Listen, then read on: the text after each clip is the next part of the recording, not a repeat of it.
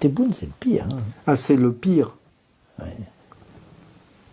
Il y a une alliance entre le gouvernement et les militaires et les islamistes pour éliminer le français de l'Algérie et la culture française, avec la complicité, il faut le dire, et le souligner, avec la complicité des anglo-saxons, comme disait le général de Gaulle, mais c'est-à-dire des Américains et des Anglais.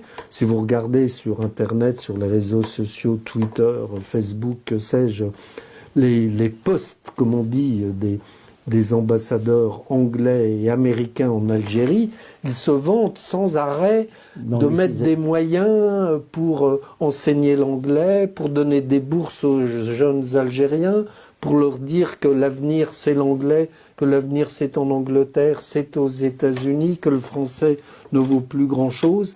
Donc c'est redoutable. Nous sommes dans une guerre culturelle, encore une fois, alimentée par le gouvernement algérien avec la complicité des Américains. Que notre dispositif de coopérant n'est pas si, pas si solide qu'il a été. Il n'est plus aussi solide qu'il a été parce que les Algériens veulent le limiter.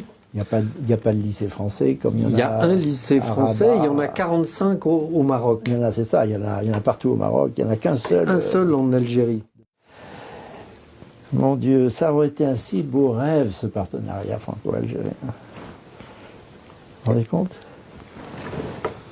C'était un pivot pour notre influence en Afrique. C'est ce que De Gaulle imaginait. Oui, c'est ce que De Gaulle imaginait en 62. Sans bien connaître le tempérament peut-être de ses interlocuteurs. C'est trop tard, il n'y a pas un gouvernement français qui peut faire machine arrière, c'est-à-dire devenir sévère et en même temps engager un partenariat politique. Oui, mais les choses aujourd'hui sont plus difficiles. Trop tard, hein. Dans la mondialisation actuelle, les Algériens vont chercher leurs partenaires ailleurs, en Chine, en Turquie, en Italie, en Corée. Et la France est un parmi d'autres.